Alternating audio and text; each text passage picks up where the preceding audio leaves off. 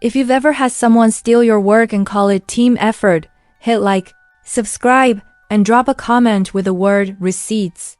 This story is about betrayal, process, and a revenge that doesn't need shouting, just timestamps. The radiator in my Somerville one-bedroom screams at dawn like it's paying rent. The pipes clang, the upstairs neighbor vacuums like cardio at 6 a.m. And the Dunkin' across the street turns on its neon open sign like a sunrise for the broken. That's the soundtrack to the morning I learned I'd been erased. My name is Emily Carter. I'm a biomedical engineer living in Boston, MA, which is either heaven for science or a beautiful machine that grinds you down. Depends on the day and the grand cycle. My apartment is a Target showroom for a person who thought they'd be here. Just a year. The bookshelf leans. The pothos is dying slowly out of spite. The only thing thriving is the stack of yellow legal pads that breed on my kitchen table. I took the orange line to Ruggles the way I always do, half asleep, iced coffee sloshing, earbuds in but no music playing because sometimes you need the illusion of quiet more than the sound of it. The wind on Tremont had that November bite that makes you regret forgetting gloves. I walked past the brick and glass of our research building and flashed my badge at security. Morning, Emily, they said, because security knows all the gossip before the pee is due. Morning, I said, because I didn't know I was already in a story they remember. Our lab sits on the 8th floor, a rectangle of white light and glass that looks over Boston like it's daring you to make a mistake. When the sun hits right, you can see the gold gleam of the State House dome and the combed green of Boston Common. Inside is the calm hum you only hear when you work in places where running out of pipette tips counts as a crisis. The -80 freezers exhaling like distant thunder. The biosafety cabinets whining through sticky sash windows, the confocal status LED winking like it knows secrets. And then there's Dave's domain, the server closet, humming with the anxiety of 1,000 future arguments no one has had yet. When I say my project, I mean a thing I built with my hands until they smelled like ethanol no matter how many times I washed them. A modular biosensor, a molecular light switch that glows at specific wavelengths when it finds certain proteins. Sounds like sci-fi until you've spent a month learning the difference between true signal and the optical lies your plate reader tells when a seal peels up. Funding is oxygen out here. In Boston, MA, you can watch people suffocate slowly on the Green Line. 6 months after I joined, we got a postdoc fresh from a Silicon Valley lab that shipped prototypes like they were pizza. Alex Monroe, nice smile. Nicer CV, the kind of guy who holds the door with a performance of chivalry and then lets it thump your heel. He had speed, I'll give you that. He could brute force a MATLAB bug at 2 a.m. with the same fluency he used to explain your idea back to you louder. Academia doesn't understand timelines, he liked to say. The way people say, I'm just honest, right before they're cruel. We became a pair because his modeling work made the bench sparkle, and my bench work gave his models a heartbeat. On paper, perfect. In reality, living with a roommate who swears he did the dishes while the sink overflows with your plates. He would improve my figures by nudging a color bar from accurate to compelling. He called it amplifying the story. I called it stop repainting my house while I'm still putting the roof on. We had rules to keep the peace. Our pie, Dr. Harrington, wrote them. We taped them to the fridge below the passive-aggressive meme about labeling your Tupperware. All submissions go in the shared submissions folder on the Synology NES. All data live in project-scoped folders with instrument-pushed logs. Our IT admin, Dave, is paranoid in a way that keeps people out of court. All devices use NTP. Timestamps sync to the second. Nightly snapshots run at 1 a.m. The server clock is the lab's unobjectionable god. October rolled in with gray skies and expectations. Dr. Harrington wanted an abstract for a big translational medicine conference in D.C., the kind of place where 8,000 people in blazers and sensible shoes pretend they're not waiting to poach each other's grad students. Our data were promising, but one control was shaky. I've been arguing for a ratiometric correction across batches. Boring. Necessary. The difference between could be real and is real. We shot emails back and forth like tennis balls at 11 p.m. I told Alex I wanted to be first author. I wrote the experimental design, I said. He gave me that smile that feels like an NDA and patted my shoulder. Of course, he said. Let's get it across the line. The morning of November 14th, 2024. My phone buzzed at 6:13 a.m. with the kind of email you expect to see in dreams you don't admit to having. Congratulations! Your abstract has been accepted for an oral presentation. The PDF opened and my stomach dropped before my eyes caught up. Title: Modular Ratiometric Biosensing for Early Cytokine Surge Detection. My phrase, figure, V2 heat map with the red to teal palette I used because the default looked like a bruise. Caption.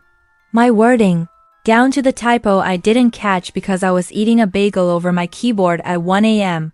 First author, Alex Monroe. Second author, Emily Carter. Be last. It's funny the details you notice when someone steals from you, the radiator whispered. The upstairs vacuum paused, then roared back to life. Somewhere down the block, a truck hissed its brakes and the sound traveled into my apartment like a decision. I scrolled to the top again, like maybe my name would climb if I gave it a second look. I was in the lab by 9 a.m. The view looked expensive and far away. I didn't taste the coffee I bought. My hands shook in that way they do when you know anger and adrenaline are the same chemical poured into different beakers. Alex stood by the tissue culture room, labeling T75 flasks with the casual competence of a man who thinks. The worst thing that could happen is running out of Sharpies. Why am I second author? I asked. My voice went higher, polite, the way it does when I'm furious and trying to be a woman in a room that punishes volume. He kept writing on the flasks like I'd asked when the plates were due. We said we submit the best version of the story. I did the write-up. The modeling carries the pitch. It's about impact. I ran every assay in that abstract. Those figures are mine. He finally looked up, eyes patient, like I'd wandered into his office hours. It's a team effort, Emily. Let's not be precious. The committee picked the talk, so clearly the framing worked. Did you submit it without telling me? I already knew. I wanted to hear him say it. He did the shrug people do when they've hired a lawyer in their imagination. We were up against the deadline. I pushed it over. I'll give you a shout out on the slides. We're good. We were not good. I opened the shared submissions folder. No draft. No track changes. No anything. Our fridge rules whispered in my head like a chorus of quiet women. Submissions live here. Team review before send. Transparency is collaboration. He'd bypassed all of it. The absence of a file is louder than a scream when it's supposed to be there. At 1:40 p.m., Dr. Harrington dropped a line of confetti emojis in our group chat. Congrats Alex and Emily oral presentation. I typed thanks and deleted it. I typed, there's been an authorship change I wasn't aware of, and deleted that too. Then I put my phone in a drawer like it was a loaded question and went looking for Dave. The server room is a closet with a vent that sounds like a steady exhale and a sign that says do not prop door fire code in a font that thinks bold equals authority. Dave sat at his desk, headphones on, nodding to something that didn't involve the ethics of renaming files at 2 a.m. He looked up when I knocked. I said, do you have 5 minutes for a sanity check? He turned down his music and pushed his chair back like he was ready to triage a disaster. Guys in research labs are half therapist, half locksmith, half keeper of the dead. What's up? He said. I need a read-only snapshot of the project directory and a metadata export with checksums, I said. Time windows from 10:27 to 11:01. Also, can you pull access logs for Alex abstracts if that exists? His eyes flicked. If it exists? Humor me, I said. Pretend this is about a misplaced file. It's not, but let's not contaminate the record. He nodded once, paranoid genius. He doesn't ask why until you want him to. He spun to the console and began the fussy ballet of typing that makes or breaks lives when people serve gods with server racks. I can hash the current state and dump in old data, he said. You want snapshot diffs too? I did. He knew. While Dave worked, I went back to the bench and pretended to weigh reagents. I counted the clicks of the balance knob like it was a metronome for anger. The undergrads chattered about a Celtics game and an exam. Alex laughed loudly at something someone said like he owned joy. I opened my lab notebook, stared at the cross-hatched sketches of our assay flow, and felt the weight of a year land in my chest. I had done this work in the quiet mornings and the boring afternoons and the nights when the only people left in the building were me, the janitorial staff, and a couple of cockroaches who were probably enrolled in a master's program. At 3:05 p.m., Dave DM'd me a link. NAS projects, biosensor _snapshot_export the 14th of November 2024, zip with the words read only. Enjoy. I took my laptop to an empty conference room and closed the door the way you do when you need a small, safe place to hold big, sharp things. The zip contained 3 precious items, a CSV of file paths, owners, sizes, and modified timestamps. ASHA 256 checksum list, and a plain text log of copy move events for any directory with abstract in the name. I searched for V2 heat map. There it was, the 28th of October 2024 _Emily Carter _heat map _v2.png. Created October 28, 2024. 21 hours 44 minutes and 3 seconds under my user. Accessed October 30th, 2024 2 hours 13 minutes and 58 seconds. Move to /user/alex/figures/ with a rename to fig2_final.png. The log tagged the user who executed the move, Alex. The hairs on my forearms stood up like I was cold, but the room was warm. There's a physical sensation you get when your brain aligns with evidence in the way you dreaded and expected. A click, deep and humiliating, like the last piece of a puzzle you wish wasn't yours. I sat back and stared at the cinder block wall. I could see my breath in my memory walking across Boston Common last winter at 5 p.m. when the sky admitted defeat and turned dark, chewing a stale granola bar, telling myself that most things work out if you keep your head down and your pipettes calibrated. I realized I was wrong. Things work out when you pick your head up and your fights carefully. I pulled the confocal metadata from the instrument's session logs. Our scope is petty. It tracks who sits at it and for how long like a nosy aunt. The session that generated the heat map ended at 21 hours 42 minutes and 17 seconds under my NEAT ID. The export to PNG came 2 minutes later. The pre-processing script stamped my initials in the header like a signature. 2 days later, in the small, fragile hours when nothing good happens, someone else renamed it and moved it. He moved it. I breathed in through my nose, out through my mouth, the way a therapist on YouTube told me to. I took photo screen captures of everything. I printed the logs to PDF and saved them to a read-only directory on the NES and to an encrypted folder on my personal drive. I took out a yellow legal pad. I began writing a timeline with the kind of handwriting I only use when I'm furious. Block letters, dates, times, 1 sentence per line like an indictment. I told myself a rule I knew but needed to hear in my own voice. Academic revenge doesn't come with a montage. It comes with process. Process requires calm. Calm requires lists. The list began to grow. Preserve everything. Server export, checksums, session logs, instrument logs, confocal metadata user IDs, session end times, email search, Outlook server headers for anything with the abstract title, security, batch swipes for overnight hours, notebooks, photograph relevant pages, reagent lots, instrument IDs, whiteboards, photograph the model assumptions before anyone cleans up, policy. Read the authorship policy and the org procedures like scripture. Appointments. Schedule meetings with HR and the Office of Research Integrity for November 18, 2024, back to back. I walked to the kitchen area and stared at the fridge. The rules sheet was still there, curling at the corners, smug as commandments. Someone had stuck a meme above it, an opossum clutching a lab notebook with the caption, "Document or die." I laughed.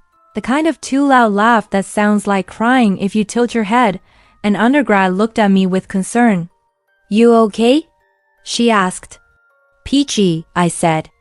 The lies we tell to keep peace would stack taller than the State House dome if we printed them out. At 4:12 p.m., I searched Outlook for the abstract's title. One hit. A sent message from Alex to the conference submissions portal. Timestamp October 31st, 2024, 11:58 p.m., 2 minutes before the deadline. Another. An email to Dr. Harrington at 12:06 a.m. Submitted. When with a stronger author order for optics, will explain tomorrow. There it was, optics. Always optics with Alex, like framing a photo could make the subject someone else. I hovered over forward and considered sending it to HR right then. Instead, I dragged it into a folder I named legal because petty is petty, but organized petty is a plan. I took the elevator to security and asked, as calmly as a person can when they're requesting receipts that might change a life, for my own badge logs and Alex's for the nights of 10/29s and 10/30s. The guard gave me that, "We can't give you someone else's logs." Look, and I nodded, because this is America and process matters. Understood, I said. Could you provide me mine, and if our ORI officer requests Alex's, will you be able to supply them? He said yes. That was enough. I added a box to the list. OR request badge logs. Back in the lab, Alex leaned against the bench talking with a grad student about an NFL game like the weekend wasn't a crime scene. He laughed and thumped the bench top with his palm like punctuation. I stood at my station and felt my heart move slow and heavy, like a thick solution climbing a capillary tube. He looked over at me and used my name like it was a conciliatory prize. "Emily, the program picked us for an oral." "Big deal. We need to align on the story." "I'm writing a different story," I said. He cocked his head. "Don't be dramatic. It's a team win."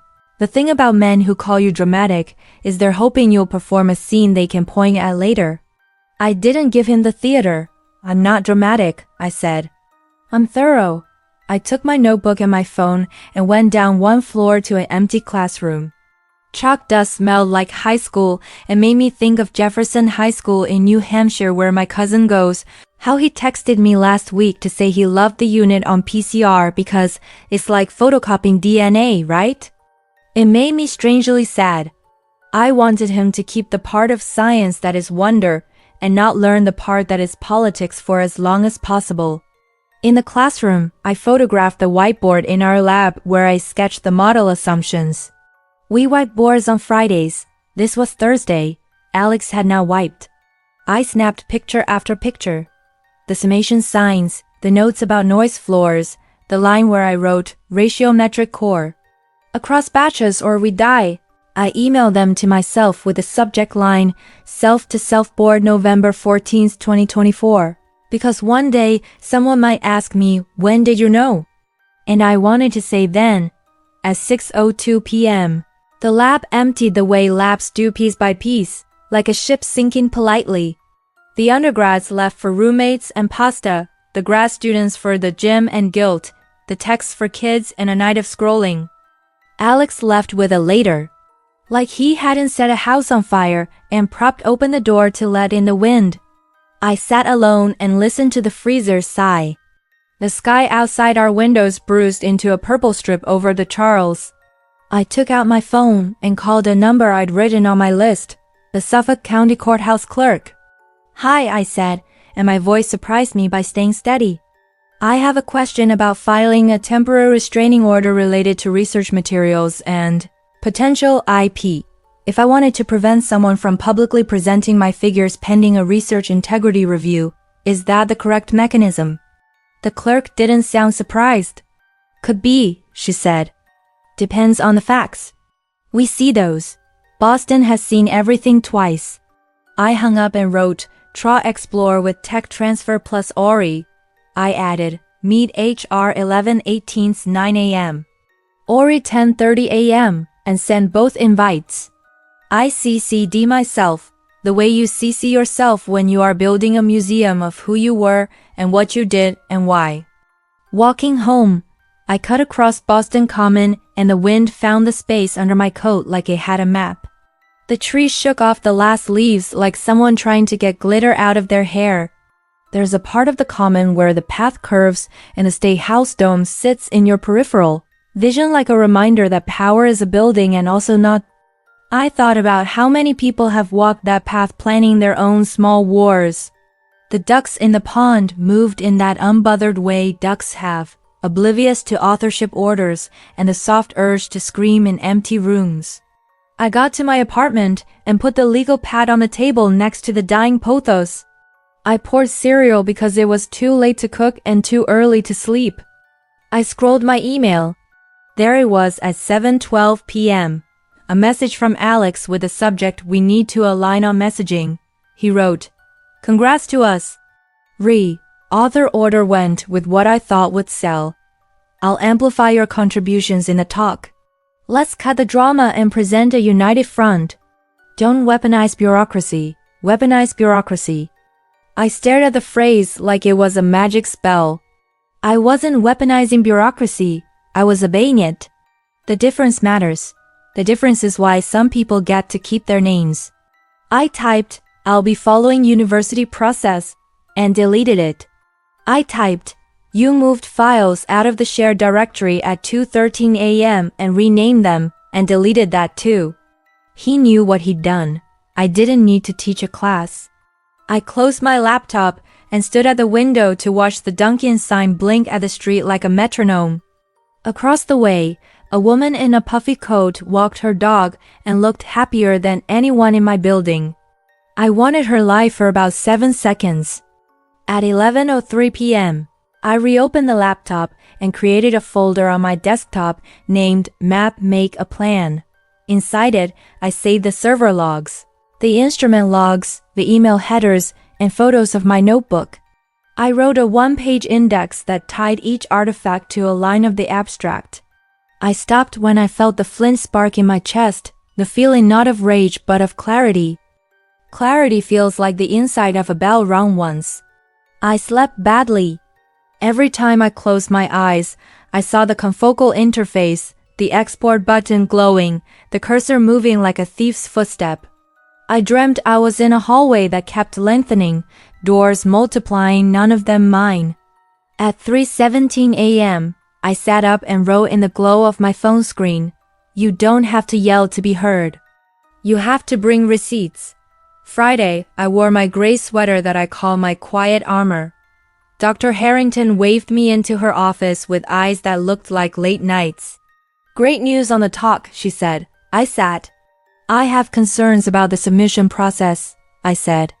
That's the phrase I used to pull a pin without throwing the grenade. Specifically? She asked, and I watched her face fold into those careful lines people in power make when they can smell a policy in the air. I handed her a printout of the fridge rules and said, these were not followed. I did not accuse. I presented. The difference is stupid and vital. She pressed her lips together. Let's convene on Monday with HR, she said. I'd like to, I replied.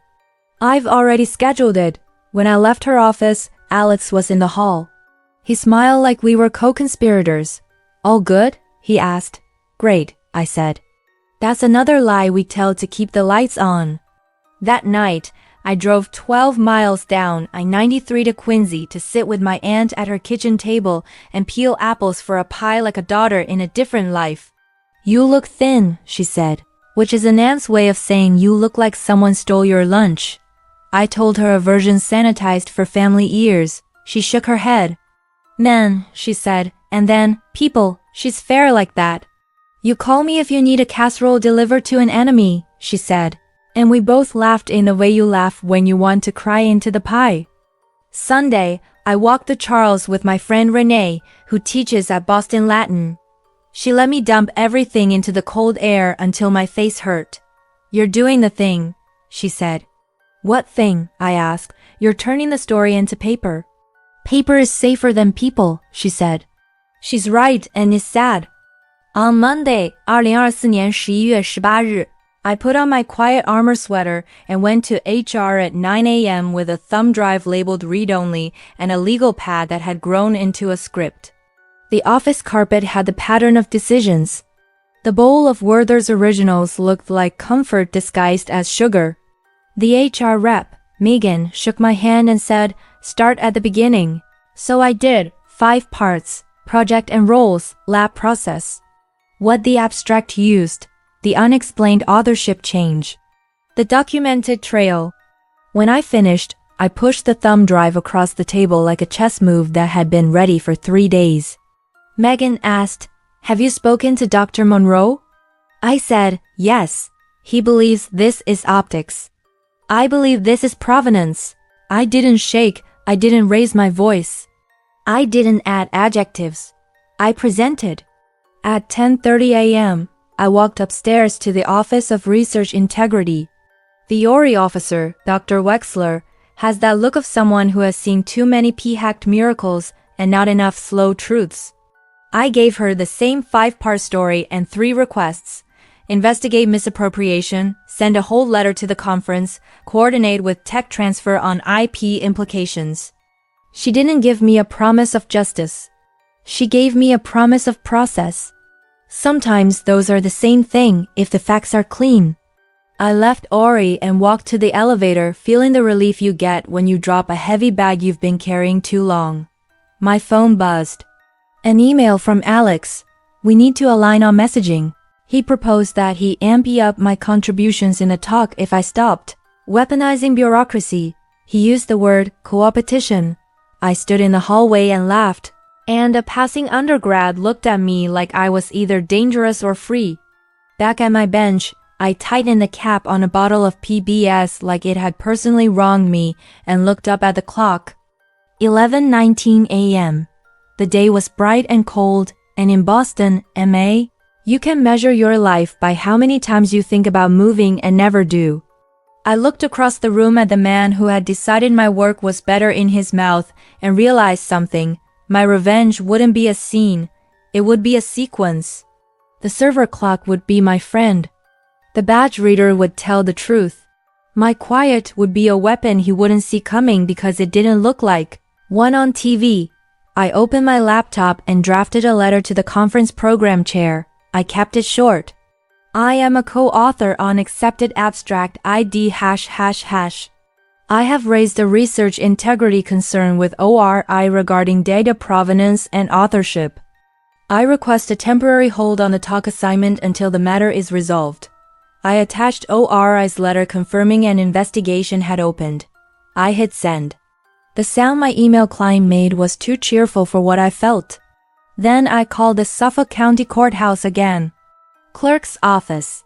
"Hi, I'm following up about filing a temporary restraining order regarding the public presentation of figures tied to potential IP and a policy breach. I have a letter from ORI and tech transfer. Come in with your paperwork," the clerk said. "We'll set a hearing. Bring copies." I looked at the clock again and imagined a future in which this would be a story I told, not a thing I was still inside. I imagined standing in front of a judge who never touched a pipette and making them care about file names and timestamps and the fragile, sacred idea that credit matters because names are how we live. And that's where I'll leave you for now, standing in a bright lab in Boston. With a thumb drive in my pocket and a plan in my head, the server clock quietly ticking on my side, and a man across the room who still thought this was about optics. There's a particular silence that only happens in labs at night. The fans hum, the -80 sighs, and the motion sensor lights flick to half power like the room is conserving both electricity and secrets. That's the quiet I went home with after HR and ORI. It followed me into my Somerville apartment and sat in the chair by my bed like a patient ghost. I kept thinking, what if I'm wrong? What if I overreacted? What if this turns into one of those stories where people roll their eyes and say authorship drama like it's small? When you're a woman in a lab, second-guessing is muscle memory. The doubts came in waves. Then the facts rose to meet them like the shore. The file path, the rename at 2 hours 13 minutes and 58 seconds. The email to the program chair with optics. Facts do not care about tone. Facts do not apologize. I lay there and watched the Dunkin' sign across the street blink on and off, like a metronome to measure my breathing by. I didn't tell my husband. I don't have one. I texted Renee instead. Filed with Ori, HR looped. Conference notified. I feel like a glass of water carried to the brim. She wrote back, don't spill. I appreciated the instruction more than I should have. Tuesday morning, Dr. Harrington called a quick sync in her office. I spoke with Ori, she said, fingers laced, voice even. They've opened an inquiry. They'll collect logs independently. For now, maintain professionalism and continue work. Maintain professionalism is pi for do not set the building on fire. I nodded. Understood. As I stood to leave, she added, Emily, I know you led the experimental design. We will do right by the work. It wasn't an apology. It was a promise spoken like a hypothesis. I clung to it anyway. Back at my bench, the day broke into the 1,000 small motions that keep you from thinking too much. Mark tubes. Set timers, check seals, balance rotor, incubate, wipe, repeat. The routine steadied me until 11:07 a.m. when Alex materialized on the other side of the bench, palms on the countertop like he was claiming it. We should talk, he said. My heart climbed my throat. About what? I asked, typeheading as if that motion could neutralize whatever this was. Our message, he said. We need to align before people start picking sides. He lowered his voice to the tone of a conspirator who keeps you close so he can steal louder. I'll say you did the heavy lifting on bench work. You say my modeling unlocked the narrative. We present a united front. You mean I say your name first, I said. He smiled with too many teeth. For this one, yes. For the manuscript, we can revisit. I set the pipette down and met his eyes. You moved my figure out of the shared folder, submitted without me, and changed the order. That's not a message. That's misconduct. His expression didn't crack. It smoothed. Emily, you're escalating a disagreement into bureaucracy. The grown-up thing is to work it out without paper trails. It's the paper trails that show what happened, I said, and picked the pipette up because sometimes the most powerful thing you can do is keep working while you say no. He gave a small laugh that said I was adorable for believing in rules. You'll regret this, he murmured. I watched his reflection blur in the glass of the fume hood as he walked away. I wrote the sentence down in my lab notebook verbatim. Not because I intended to use it, he hadn't threatened anything specific, but because my brain needed a place to put it besides my chest. At lunch, the grad students did the thing people do when something sharp is on the bench. They talked around it. Weather's turning, one said, though it wasn't. Celtics looked good, said another, although none of us had slept enough to watch the game. When I stood to rinse my mug, the room went quiet and then too loud. I wished for a cloak, or at least a spell to render me invisible. Instead, I rinsed slowly and didn't break the mug. At 2:20 p.m., Dave swung by my bench like he was looking for a lost Ethernet cable. He leaned in and murmured, if anyone tries to delete anything, snapshots are good for a month. Restore's easy. You're covered. Then louder. Hey, remember to log off the confocal when you're done. It was an ordinary sentence wearing armor. I checked the server that night from my apartment just to see. A pulse of access flags. Someone had tried to open the snapshot folder around 7 p.m. and failed. I stared at the IP address for a long second. I didn't screenshot it. I didn't need it. Ori would pull from the source. I closed the laptop and stood at the sink, fingers under cold tap water I didn't remember turning on. The sound filled the apartment like weather. Sleep was a rumor that didn't come true. At 3:41 a.m., I made toast and didn't eat it. At 4:10, I opened a blank doc and typed "Statement of Facts" at the top because calling it that made my hands stop shaking. I wrote clean, numbered paragraphs the way a good protocol reads. 1. The project Modular Ratiometric Biosensing was initiated on date, with experimental design led by Emily Carter and computational modeling led by Alex Monroe. 2. On October 28, 2024, Emily Carter generated Figure V2 file name. The 28th of October 2024 Emily Carter heatmap V2.png under her net ID per confocal logs. 3. On October 30th, 2024 2 hours 13 minutes and 58 seconds, the file was renamed and moved to /users/alex/abstracts/figures/ by user Alex per NAS logs. 4. On October 31st, 2024 11:58 p.m., Alex submitted an abstract to conference, listing himself as first author and Emily Carter as second, without prior team review, in violation of lab policy, see attached. 5. On November 14th, 2024, acceptance notice was received. I stopped at 5. More would come. 5 was enough to hold in 2 hands. Wednesday, the Ori email landed. Please provide written statement and copies of primary data. Primary. Not figures, not slice data. My favorite word that week. I packaged raw plate reader outputs, microscope stacks, and the ugly intermediate scripts that only make sense if you wrote them. I labeled everything like it was going to court, which it was. At 5:17 p.m., Dr. Harrington called me into her office again. I'm placing an immediate hold on non-essential interactions between you and Alex, she said. Work through me or through assigned mediators. It was both a shield and a sadness. I nodded, relieved and tired. On Thursday, security emailed Ori to say batch logs were ready. On Friday, Ori messaged that they'd requested Outlook server-side headers for Alex's submission. On Saturday, I tried to remember what weekends felt like before my nervous system turned into an inbox. Thanksgiving approached like a train you can see for a mile but can't stop. 2 days before the holiday, I took the red line to Downtown Crossing to file the TRO. The courthouse's fluorescent lights hummed like the -80 had followed me. A clerk slid a form through bulletproof glass and explained in the calm voice of someone who has handed out 1 million forms to 1 million different emergencies. You'll need an affidavit, she said. State your facts. Keep it to what you can attest to. I sat on a hard bench, hands cold, and wrote, I, Emily Carter, being duly sworn, depose and say, and then the numbered paragraphs from my 4:10 a.m. doc marched onto the page with the steady cadence of truth. I attached ORI's letter and tech transfer's memo about potential IP implications. Filing fee, $240. My card trembled as I slid it into the reader. Emergencies are expensive.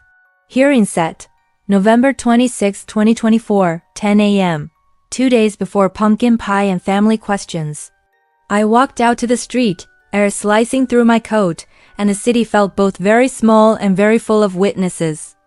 At home, I printed everything and slipped it into a manila folder that bulged in the way that says either competence or paranoia. I put the folder next to my front door so I wouldn't forget it, and then I did the thing I hadn't done in a week. I sat on my couch and let myself cry like a human being whose name had been almost taken. The crying wasn't cinematic. It was hiccuping and red-faced and ugly. When it was done, I blew my nose, drank water, and wrote in my notebook, do not let grief be louder than evidence. On 11/25 at 8:03 a.m., an email from the conference program chair. We have received notification of an institutional investigation. We are temporarily holding the oral assignment pending resolution. The tone was neutral. The effect was oxygen. At 9:12 a.m., Alex sent a new email. Subject line, truce proposal. He offered equal contribution footnotes, slide shoutouts, and a private agreement to acknowledge mutual contributions if I withdrew the legal escalation. The Phrase sat there like a bribe in a polite envelope. He called the TRO poor optics. I stared at the screen, at the word optics, and my reflection in the black part of the monitor that shows you your own mouth. For a moment, doubt tried again. Did I want to be the person who made a scene? Then the server clock ticked in my head. 2 hours 13 minutes and 58 seconds. I typed one word. No. I did not hit send immediately. I let my finger hover for a count of 5 Mississippi. Then I sent it and felt the floor steady. That night, Renee came over with takeout from the Thai place by Oak Grove, and we ate pad. See you out of the carton like college students who had accidentally become professionals. What if the judge doesn't care? I asked. What if this gets called internal and tossed? She pointed at my folder by the door. Then you'll still have that, she said. And you'll still have you. It sounded corny. It was also correct. Morning of the hearing, I chose a black sweater that did not say lawyer, but did say not a child. I took the red line to downtown crossing, walked to the courthouse past a man selling pretzels to no one, and went through the metal detector like a person auditioning for an episode of my own life. The hallway outside the courtroom smelled faintly of floor cleaner and nerves. Alex arrived with a lawyer in a suit that said billable hours. He nodded at me like we were colleagues at a conference. I didn't nod back. My hands went cold anyway. The clerk called our case. We filed in. Case number. Temporary restraining order Carter v. Monroe, the clerk announced. The judge looked like someone who had not slept enough since 1999. She peered at the paperwork, then at me. Miss Carter, she said, you're asking this court to restrain the respondent from presenting certain research materials at a conference pending your institution's investigation. Is that correct?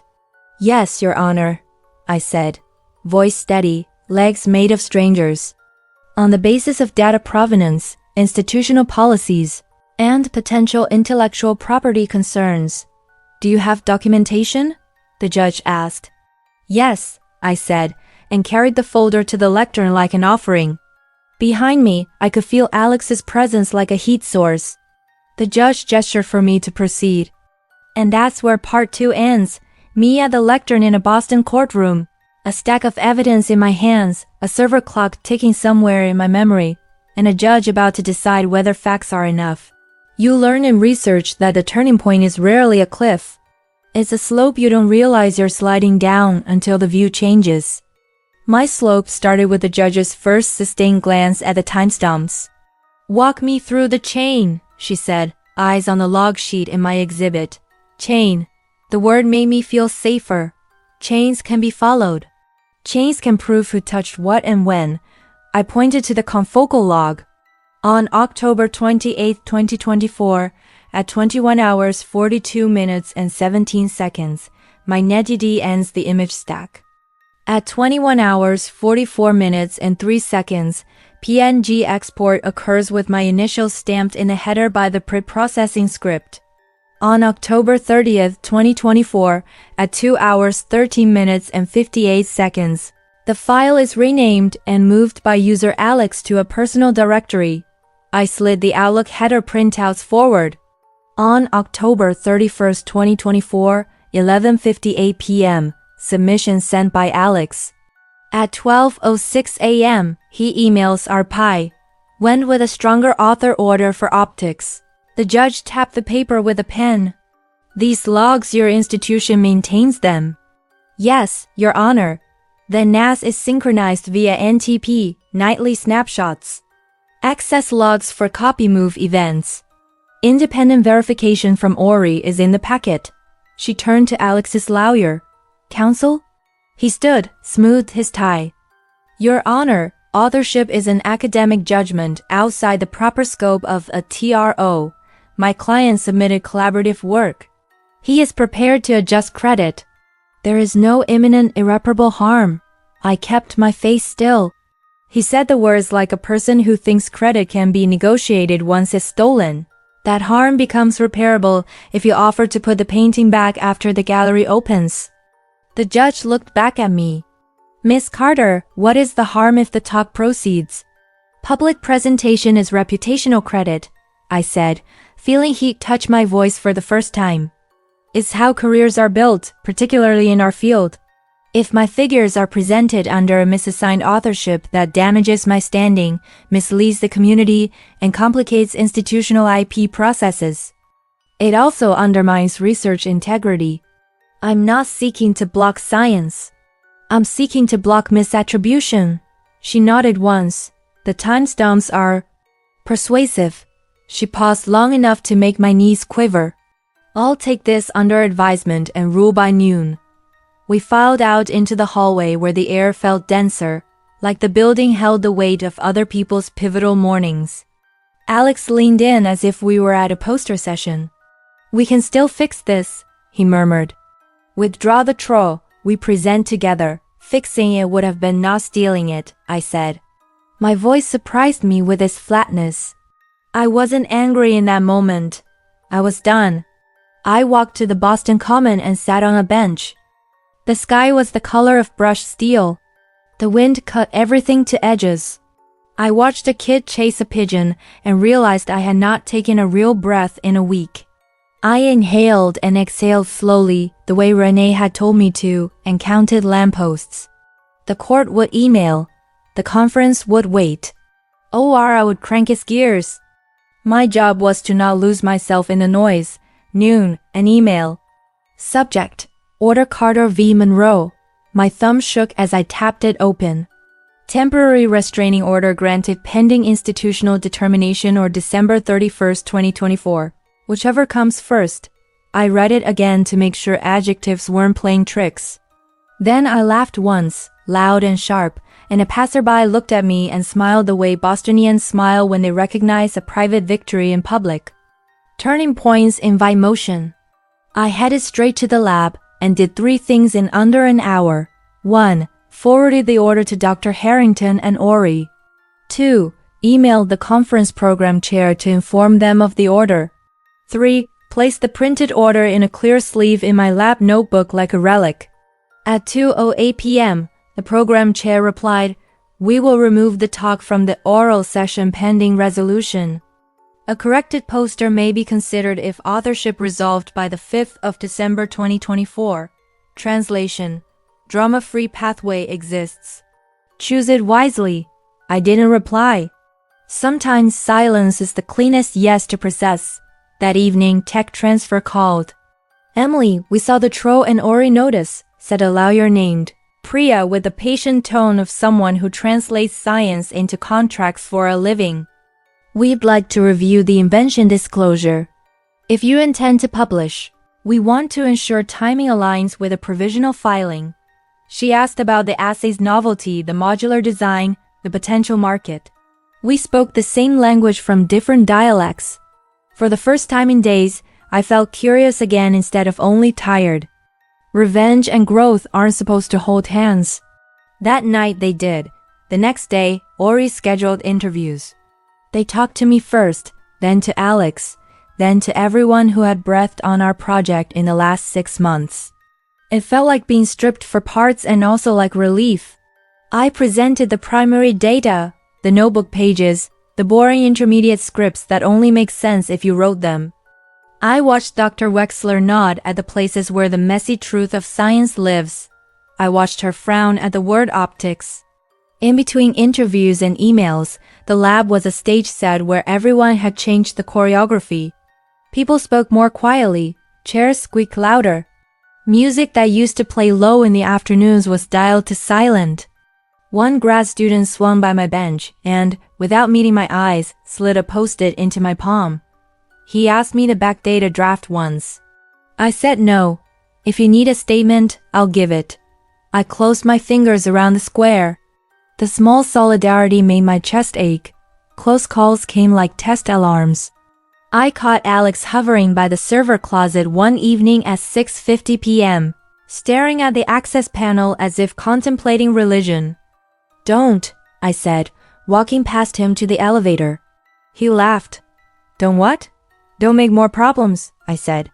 He lifted his hands, innocent, empty. His eyes said he was counting. I went home and wrote exactly what I'd seen in my notebook, and then I let it go. Self-doubt tried a last stand. At 3 a.m. on Thursday, my brain staged a courtroom where the judge said, "This is petty," and everyone clapped. I got out of bed, made tea I didn't drink, and read the university's authorship policy like a bedtime story. All authors should approve the final version of the abstract prior to submission. I underlined the sentence and went back to sleep. 2 days later, I found myself in Dr. Harrington's office, the door shut, the blinds angled so the lab was lines of light and dark.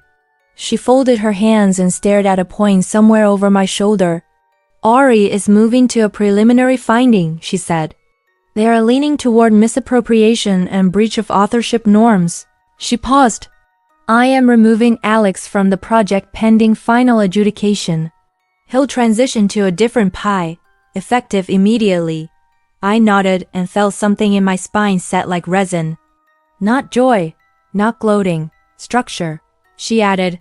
"I want you to take the lead on rebuilding the figures with fresh runs. We'll refile the provisional.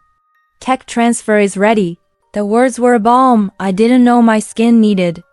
That afternoon, Alex sent the private agreement email, offers to swap author order, adjust credit, say the right words on the right slides in exchange for dropping the tro. I typed no and sent it without the 5 Mississippis.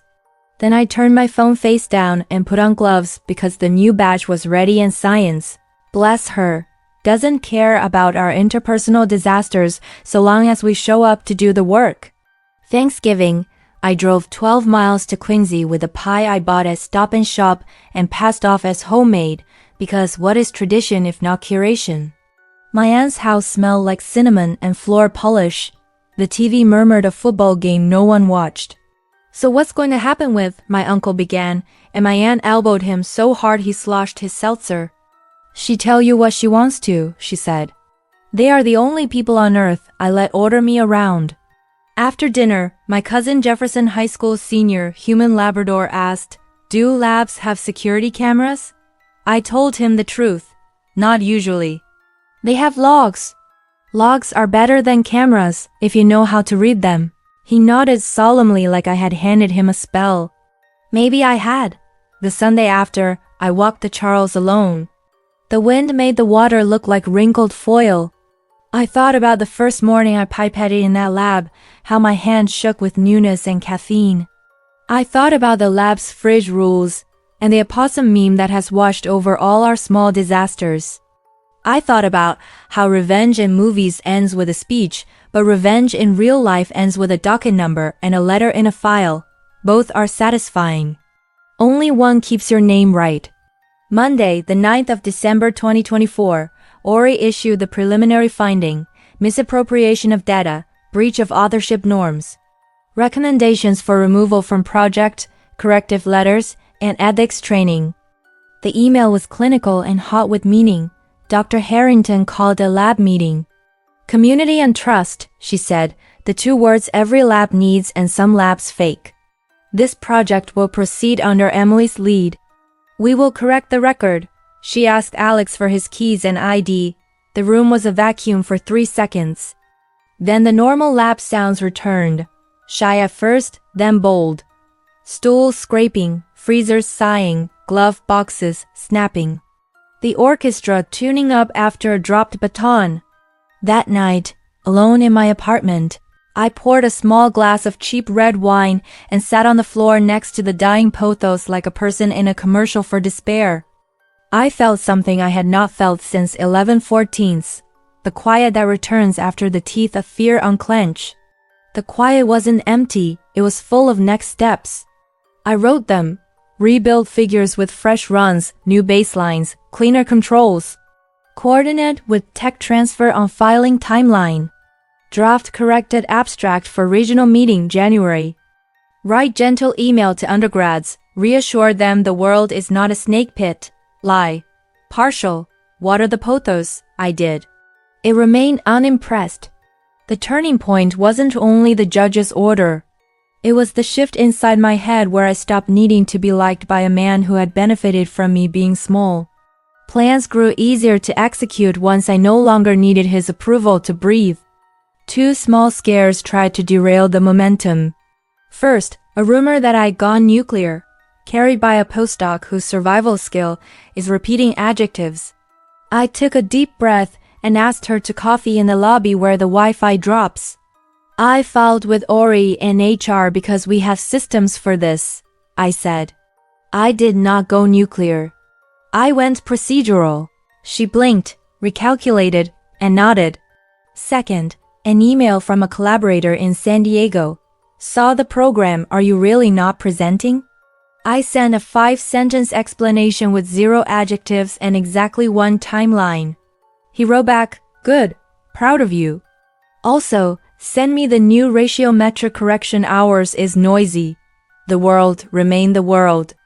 I slept finally like a person whose brain had put down the sword. On December 20th, 2024, ORI's final report arrived. Training requirement for Alex. Removal from project for 1 year, letter in file, recommendation that manuscripts list me first. HR filed a formal warning. Tech transfer scheduled a meeting for January. The conference declined the poster. I felt a twinge of loss for a stage we wouldn't stand on. Then I remembered the dunking sign blinking in my window the morning I learned my name had been moved. The loss curled into something that felt like a new muscle. By New Year's, Alex had updated LinkedIn to independent consultant. Boston is a small town in a big coat. Word travels. In January, the regional meeting welcomed me in a conference room with bad coffee and better people. I stood at a podium in a Marriott ballroom that smelled like carpet cleaner and competence and said my name first because it was mine. Boston MA on the opening slide wasn't necessary, but I kept it. The lights made the screen look too blue. My heat map glow was right this time, not because I wanted it to impress a funder, but because the baseline was clean. As I closed the talk, someone raised a hand. Did you have any challenges with authorship? The questioner wore a smile like he knew what story he wanted. I paused. The room breathed with me. We had process, I said. We followed it. He lowered his hand, unsatisfied. I moved to the next slide. My story belonged to me. Not every page needs to be read aloud. I walked out of the ballroom into a lobby filled with tote bags and lanyards. Priya from Tech Transfer texted, provisional filed. I sent back A because sometimes emojis are the correct language for relief. And then April arrived with its aluminum foil sunlight on the Charles. I walked past the Suffolk County Courthouse, felt nothing sharp, and swung into the Dunkin' for an iced coffee I didn't need. Back in the lab, a new grad student hovered near the west windows. Do you like being in Boston, MA? She asked. I smiled. I do, I said. Then, I told her where to save her data and what to name the files. I didn't mention the opossum meme. She found it.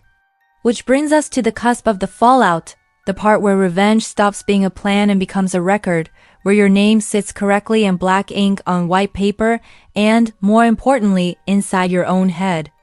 And as for Alex, well, a person can outrun a rumor. A person cannot outrun a timestamp. You think revenge will feel like fireworks. It doesn't. It feels like paperwork that goes through. When the final ORI report came in dated December 20, 2024, embossed with the official seal of Northeastern University, it didn't make a sound. No cinematic score, no thunderclap. Just a notification ping and a PDF that said everything I needed the world to see. Dr. Alex Monroe engaged in misappropriation of data and breach of authorship norms. Those words were sterile, bureaucratic, perfect. I stared at them in my inbox like scripture. The room around me blurred, coffee gone cold, pipettes still drying on their rack, the hum of the -80 freezer like a low note of satisfaction. The email continued. Recommendations.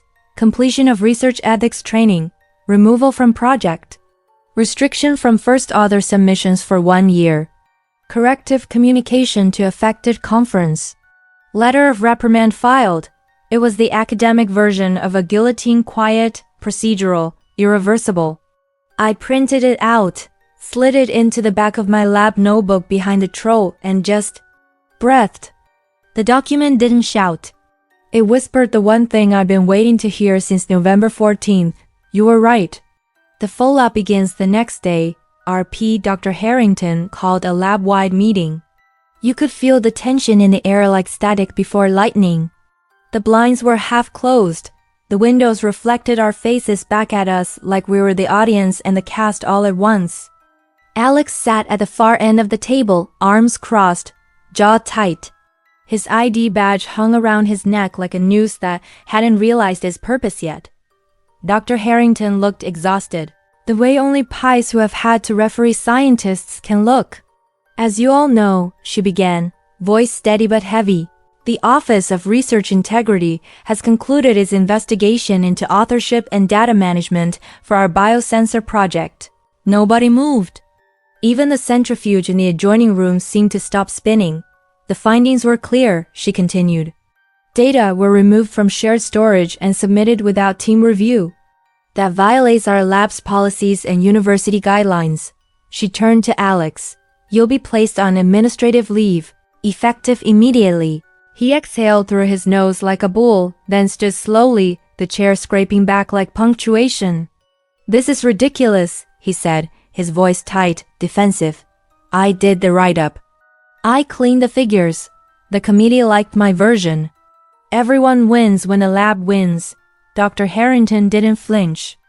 The lab wins when credit follows contribution, Alex. You know that. He looked at me then, first time since the hearing. His eyes were all sharp edges. You did this, he said quietly, venom wrapped in calm. No, I replied, equally calm. The timestamps did. For a moment, I thought he might shout. Instead, he gave a short, disbelieving laugh. You think this will make people respect you? You just made every pie in Boston afraid to work with you. Maybe, I said. Or maybe they'll know I label my files. He grabbed his bag, swiped his ID off the table, and walked out. The door shut harder than it needed to. And that was it. No yelling, no cinematic exit. Just the soft finality of a man leaving a lab he thought was his kingdom. Dr. Harrington exhaled. Emily, you'll take over the project moving forward. Let's rebuild. It wasn't triumph. It was justice. Justice is quieter, but it lasts longer. Rebuilding the Science January in Boston is the color of steel. The city hums in shades of gray, and everything smells like salt and determination. I threw myself into rebuilding. We ran new batches of the assay, tighter baselines, better controls. Tech transfer met with me every Friday in a conference room that smelled faintly of coffee and burned hope. The same data that had been my nightmare became my redemption arc. We refilled the provisional patent with my name as lead inventor. Priya from Tech Transfer called to confirm the filing. Congratulations, Emily. Your name is the one that matters here. When I hung up, I realized I hadn't smiled properly in weeks. So I did. A real one. Not the polite lap smile you give when a meeting runs over. A full teeth showing you survived the fire kind of smile. The conference aftermath, the big DC conference, went on without us, of course. But word got around like it always does in academia, where gossip travels faster than grant money. By the time the spring symposium rolled around, everyone knew. Alex Monroe had been investigated. Emily Carter had the receipts. And the conference organizers had quietly removed the talk for data provenance concerns. At first, I hated the whispers. Then I realized I didn't need to defend myself. The documents did that for me. One of the reviewers from the DC conference emailed me directly in March. Heard the situation. Respect how you handled it. Would love to see your corrected work when it's ready. Respect. That word landed softer than revenge, but deeper. The final cleanup in April, the Suffolk County Courthouse officially dissolved, the TRO case closed. The judge attached the ORI summary as Exhibit A by consent of parties. Translation. The world knew, officially and publicly, who was right. The clerk smiled faintly as she handed me the stamped paperwork. Guess you got your justice, huh? I smiled back. Guess I did. Outside, Boston Common was waking up from winter. The duck pond was still half frozen, kids in puffy coats threw bread anyway, and the gold dome of the State House reflected light like forgiveness. I stood there, the courthouse behind me, and for the first time in months, I didn't feel like I had to defend my name. It was already defended. The human aftermath people always ask what revenge feels like when it's over. It's not the roar of victory. It's the absence of that tight, sick feeling you get when you walk into work and wonder who might stab you with a smile. The lab felt lighter. The undergrads stopped whispering. Even Dr. Harrington started cracking bad puns again. The day Alex's nameplate came off the office door, I swear the lights in the hallway looked brighter. I kept my routine dunking iced coffee even in January. Orange line to Ruggles, the familiar hum of the -80 freezers. Except now, when I looked through the glass walls at the city, I saw something new. The reflection of a woman who stopped letting other people edit her story. One morning, a new grad student asked if she could shadow me on the confocal. She was nervous, hands trembling, voice small. "Don't worry," I told her. "The microscope only bites if you forget to log off." She laughed. Then, quietly, "How do you keep calm when someone takes credit for your work?" I paused. "You don't. You document. Then you make sure the system hears you before your anger does." She nodded slowly, absorbing it like a formula. In her eyes, I saw the version of myself from 2 years earlier, eager, trusting, unscarred. And I hoped she'd never need to learn my lessons firsthand.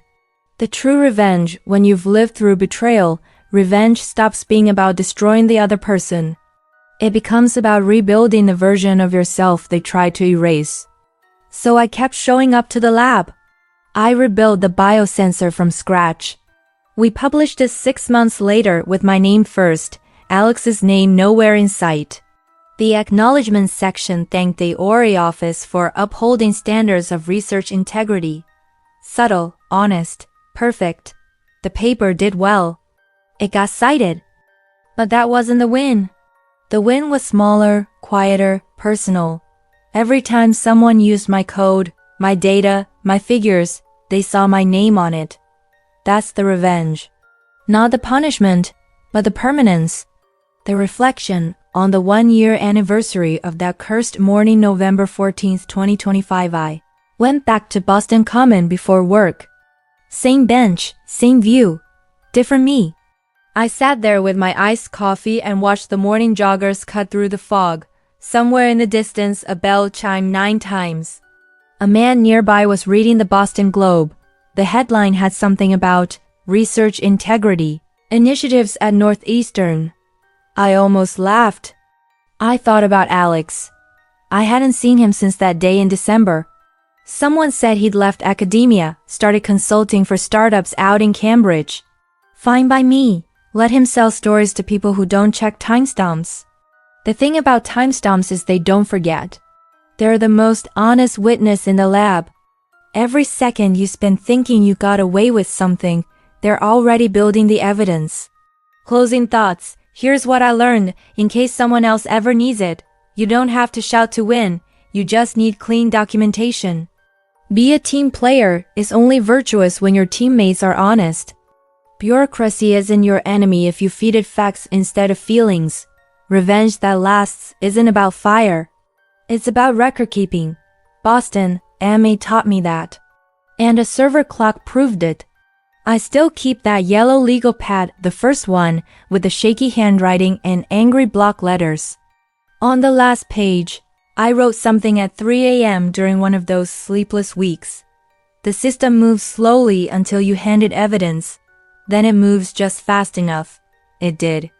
And now, when the lab lights click on at 7 a.m. and the -80 size and the sensors glow, just a little brighter than yesterday, I remember. That's what freedom feels like. Because revenge doesn't always burn. Sometimes it glows. Resolution and reflection, 1 to 2 minutes. If you're listening to this right now and someone's taken credit for your work, whether it's a school project, a job pitch, or years of your research, remember this. You don't have to fight dirty. You just have to fight smart. Keep receipts. Build your case. Let the truth do the cutting. My name is Emily Carter, and this was the lab betrayal in Boston, MA. In the end, the timestamps buried him. And they saved me. If you believe justice is best served with evidence, not noise, drop a comment with timestamps don't lie. Like, subscribe, and share this story so more people know. In the lab or in life, always save your work.